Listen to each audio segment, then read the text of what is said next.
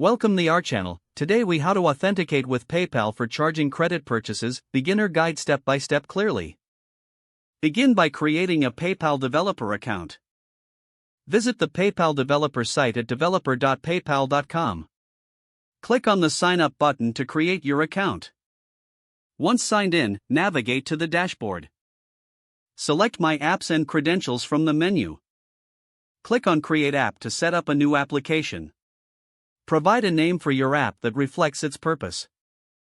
Choose the appropriate account type for your application.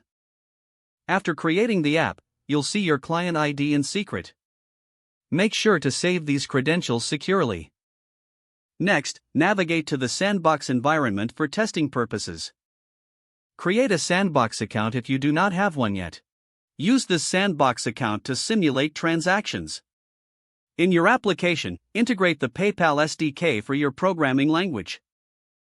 Follow the documentation to install the SDK. Once the SDK is set up, initialize it with your client ID and secret.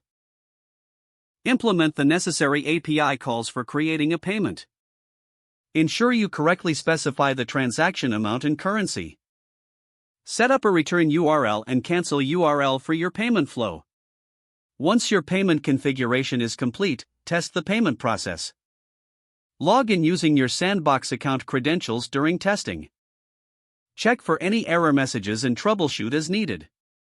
After successful testing, switch to the live environment.